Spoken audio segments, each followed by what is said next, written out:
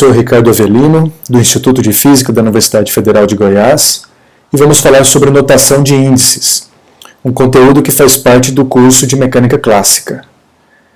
Inicialmente, vamos discutir a soma simples, uma soma S dos elementos A1, A2, A3 e assim por diante, até o elemento AN. Essa soma pode ser expressa numa forma mais compacta, na forma de um somatório. Então, essa soma S é um somatório de A, I, com índice I. Esse índice vai de 1 até N. Então, essa soma representa essa mesma equação aqui. O índice I desse somatório é chamado de índice mudo. Não tem nada de especial na letra I, né, que pode ser substituída por J, K ou qualquer outra letra. Ou seja, essa soma S de I indo de 1 a N dos elementos AI é o mesmo que a soma dos elementos AJ com J indo de 1 a N. Ou ainda a soma dos elementos AK com K indo de 1 a N. Da mesma forma que o somatório, nós temos também o produtório. Né? Um produto dos elementos A1, A2, A3 até o AN é igual a T, e na forma compacta podemos escrever que esse T é o símbolo de produtório, é o produto de AI I indo de 1 a N. Da mesma forma, o índice I é um índice mudo, pode ser substituído pelas letras J, K ou qualquer outra letra. Então, T também é o produto de AJ com J indo de 1 a N e da mesma forma para a letra K. Voltando para somas, vamos discutir agora a soma dupla. Agora, escrevendo uma soma dupla, vamos chamar isso de sigma, e ela está escrita da forma mais compacta. Né? É um somatório que tem dois índices. Ou seja, na verdade eu tenho dois somatórios. Tanto I vai de 1 a N, quanto J também vai de 1 a N. Desses elementos B com dois índices, I e J. Isso, portanto, é o mesmo que escrever na forma de dois somatórios. Tá? Um primeiro para I e outro para J. Se você abre esses somatórios, você pode fazer da seguinte forma. I igual a 1, então você vai ter o B1, e o J é varrido de 1 a N. Então você vai ter o elemento B1, 1, o próximo B1, 2, o próximo J, 2, assim por diante até B1N. Depois o I vai ser igual a 2 e o J varre no espaço de 1 até N. E assim por diante até quando o I for igual a N e o J vai de 1 a N novamente. É óbvio que essa quantidade sigma é igual a soma dos elementos BJI. Por quê? Porque se ora eu tenho B1, 2, depois eu tenho B2, 1. Né? Então essa soma é igual a essa soma. E também é igual se eu inverter a ordem dos somatórios, fizer primeiro o somatório em I, depois em J, da quantidade BIJ. Ou da quantidade BJI, tal como nesse segundo exemplo, com os somatórios primeiro em I, depois em J. E ainda posso substituir as letras I e J por K e L, ou M e N, ou seja, tudo isso é a mesma somatória dupla. Veja, somas triplas, quádruplas, etc. são generalizações naturais da soma dupla. Tá? Então, você vê aqui uma soma simples, um somatório apenas, de AI indo de 1 a N, e aqui uma soma dupla com dois índices que indica dois somatórios, e assim por diante. Vejamos a notação de índices para um sistema de equações. Considere essa equação. y1 é o elemento x1, x2, x3 até xn com esses coeficientes A11, A12, A1n. Esse primeiro 1 expressa essa primeira equação. A equação 2, né, vai ser y2, também as mesmas variáveis x1, x2, x até xn, com outros coeficientes, né, com o primeiro índice 2 designando que é da segunda equação. E os coeficientes, o segundo índice desses coeficientes indo de 1, 2, 3 até o enésimo. E assim por diante até a equação n. Né? Eu tenho n equações e então a equação para yn vai ser esse coeficiente am1, x1 e assim por diante até o amn xn.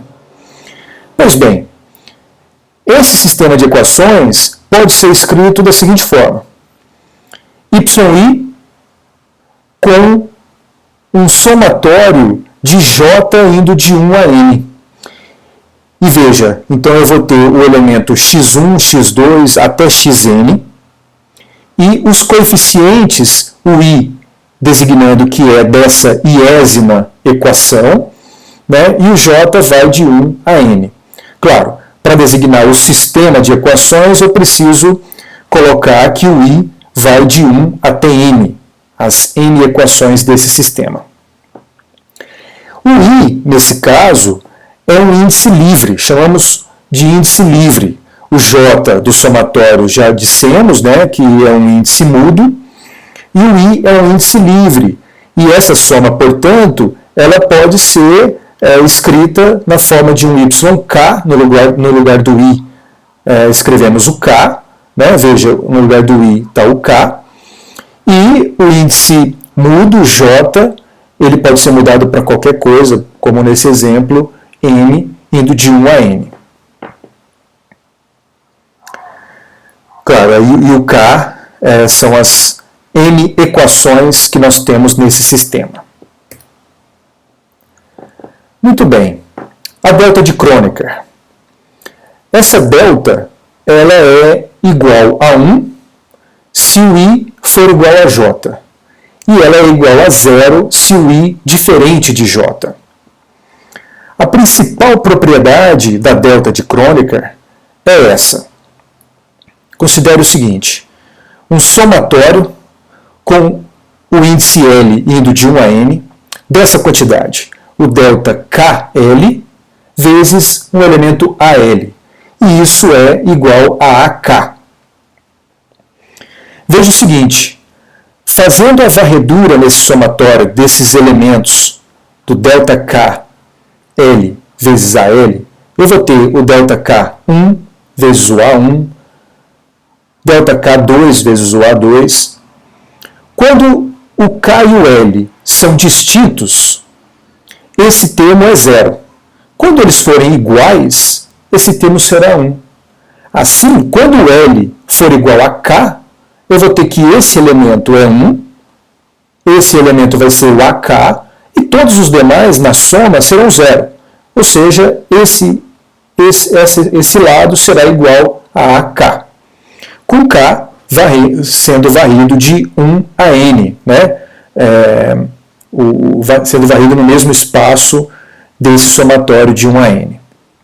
A demonstração do que eu acabei de dizer, né, colocando agora nesse slide, é isso. Esse somatório vai ser um delta K1 vezes A1 mais, assim por diante, até um elemento que será o delta K e o L igual a K também, vezes o AK. O elemento anterior é o delta K vezes K menos 1, quer dizer, não é vezes K menos 1, delta K, K menos 1, com o A, K menos 1.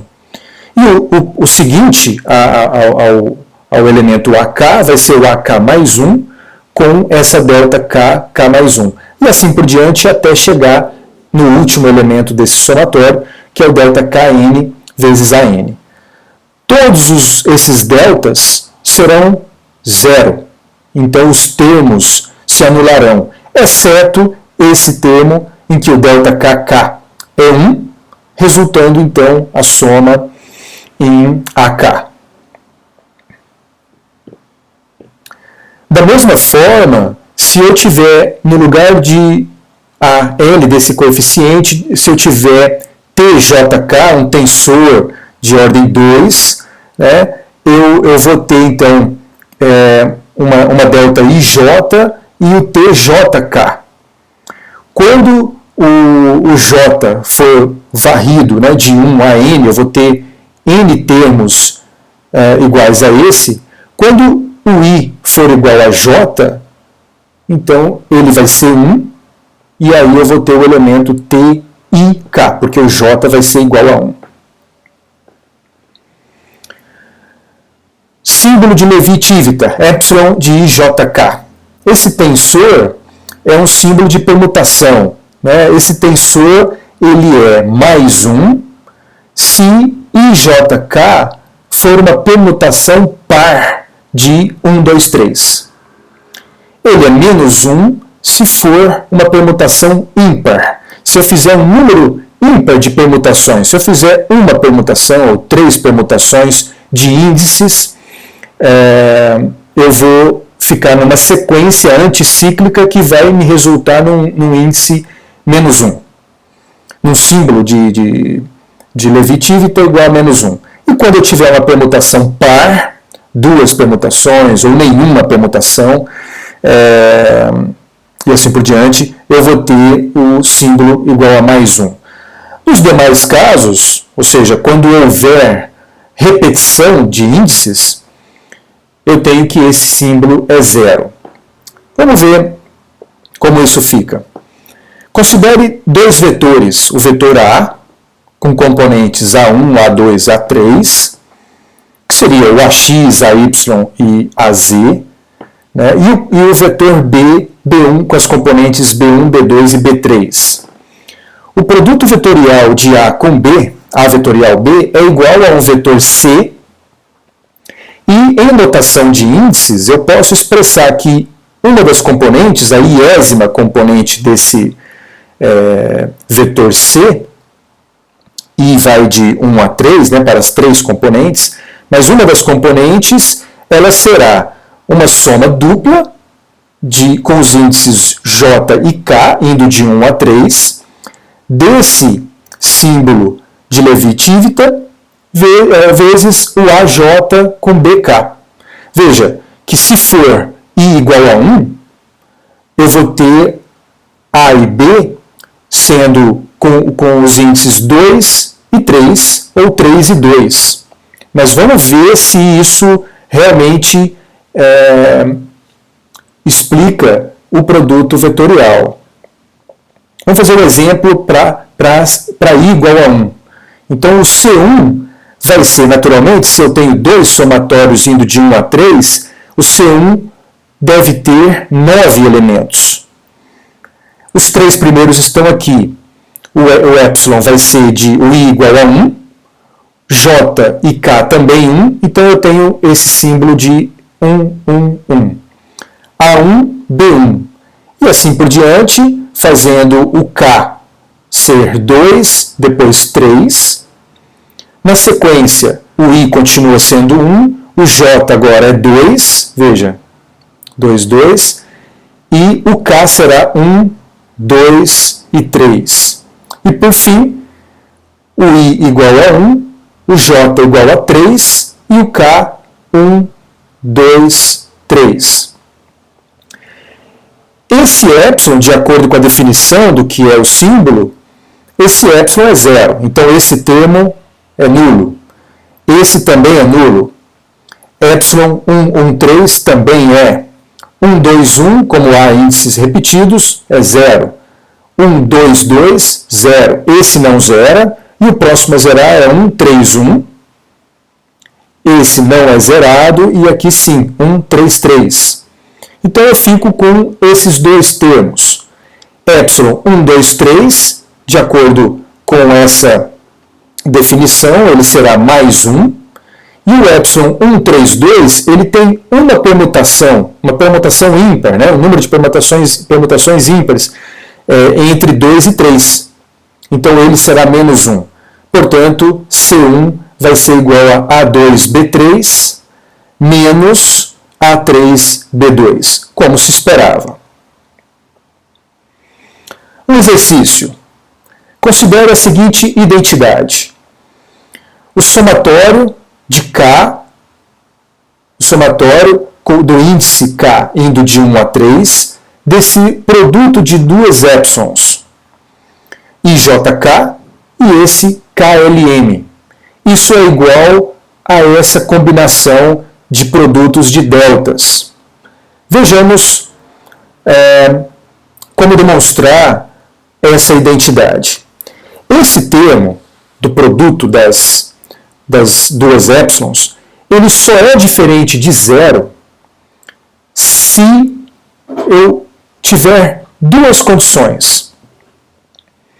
Mas para enxergar melhor essas duas condições, note que essa epsilon de KLM, ela também pode ser escrita na forma de LMK. Né? Eu passo K para o outro lado aqui, na sequência. Se você considera isso como 1, 2, 3, né? Essa seria 3, 1, 2. Mas isso é cíclico, então esse cara é igual a esse cara. Agora, fica melhor para eu comparar epsilon IJK com epsilon LMK, porque K está na terceira posição. Então, quando que esse produto dessa epsilon com essa epsilon será diferente de zero? A primeira situação em que isso ocorre é quando I for igual a L e o J, I, ao mesmo tempo, o J igual a M. Nesse caso, você vai ter que essa epsilon é igual a essa epsilon, né? Em sendo essa epsilon mais 1, essa também será mais 1. E eu explico esse lado daqui, em que o I sendo igual a L, essa delta será 1, e o J sendo igual a M, essa delta também será 1, e esse lado será 0. Então, de fato, essa condição para a identidade se verifica. Ou a outra situação em que esse termo será diferente de zero é quando o I, o primeiro índice dessa epsilon, for igual ao segundo dessa epsilon, I igual a M, e ao mesmo tempo o J ser igual ao L. Claro, aí essa epsilon e essa epsilon terá um sinal menos entre elas, né? Se essa é positiva, essa será negativa, e o produto, portanto, será menos 1. E olhando para esse lado, eu vejo que aí essa delta será 0, essa também 0, né? E essa delta será igual a 1, e a delta de JL também será igual a 1, e isso resultará no lado direito a menos 1, tal como o produto dessas duas épsilons para essa situação. Tá? Então, logo, essa identidade, esse termo pode ser expresso por uma combinação linear dos produtos de deltas de Kronecker. Para finalizar, vamos ver algumas manipulações algébricas. A primeira, envolvendo somatórios e notação de índice. A primeira é a substituição. Veja, considere essa expressão, AI é a soma desse produto, o IK, BK, com o K indo de 1 até N. Essa é a minha primeira equação. E também considere que os Bs podem ser escritos em termos desses termos Cs. Tá? Então eu tenho uma expressão que escreve A em função de B e essa B em função de C. E agora eu quero substituir os Bs nessa expressão para escrever os termos A em função de C. Mas eu não posso fazer uma substituição não bem pensada, né? Eu tenho que pensar como fazer essa substituição. Veja, para substituir em 1 os b's dados por 2, primeiro nós mudamos o índice livre, esse índice i, o índice livre em 2 de i para k, porque aí eu vou vai ficar fácil de substituir nessa expressão. E o índice mudo k da expressão 2 eu tenho que substituir para uma outra letra também, para não confundir com o mesmo somatório. E vamos usar a letra L. Então veja, eu vou mudar, no lugar do i, eu vou escrever um k, VIK vai ficar um VK, e o somatório em k eu vou escrever como somatório em L, de 1 a n, e aí onde eu tinha k nessa expressão eu escrevo L. Agora sim, posso pensar em substituir esse termo aqui nessa expressão. O que me resultará no seguinte.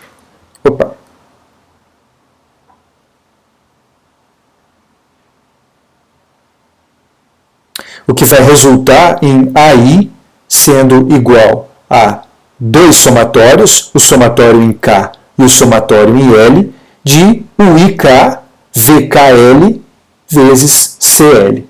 Acabo de escrever os termos A em função de C, como nós queríamos.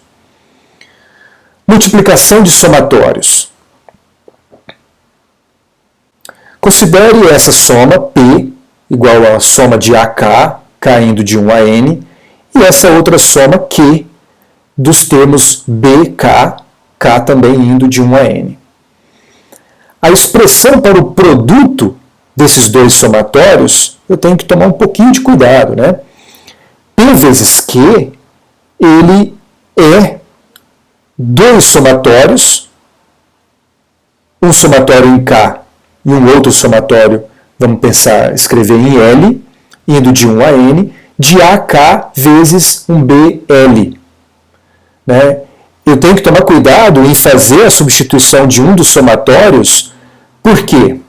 Pelo seguinte, então veja, essa é a minha primeira soma, a segunda, quero fazer o produto de P com Q, e o resultado é esse. Observe que esse produto, ele resultará em termos como A1, B2, A1, B3 e assim por diante, e B2, B1, B3, B1 e assim por diante, ou seja, termos cruzados.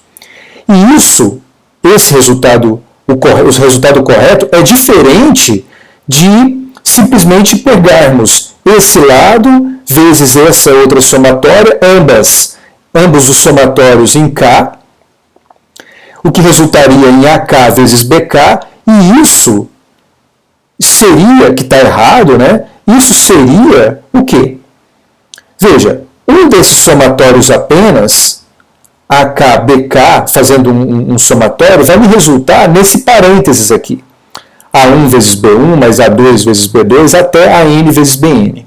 O resultado desse somatório já não tem mais o índice K, mas eu tenho esse somatório ainda, indo de K igual a 1 até N. Ou seja, eu vou ter esse parênteses somado N vezes. Por isso desse N multiplicando o parênteses. E, naturalmente, os termos cruzados que eu falei para vocês, né, de A1 vezes B2, etc., eles não estão contemplados nessa expressão. Isso está, de fato, naturalmente errado. Né? O outro exemplo de manipulação algébrica é a fatoração. Considere essa expressão. Eu tenho um somatório de J indo de 1 a N desses termos, TIJ, NJ, e esse termo que está fora do somatório, né, menos um lambda vezes NI.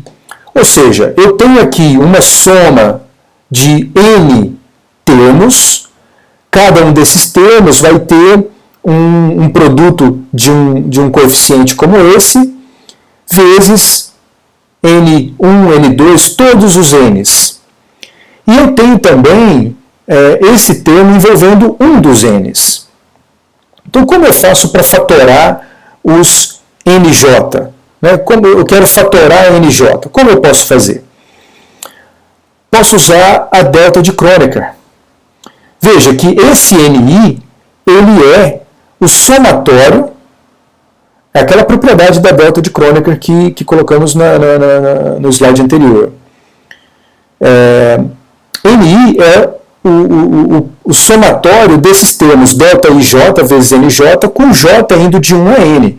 Quando J for igual a I, essa delta não vai zerar, vai ser igual a 1, e eu vou ficar com NI. Então isso daqui é aquela propriedade, e agora eu vou substituir o NI nessa expressão, que vai resultar no seguinte: aqui eu repito esse primeiro termo, né, somatório em J de TIJ e NJ, menos lambda, e coloco essa expressão, esse NI, como um somatório em J, indo de 1 a N, de delta IJ NJ.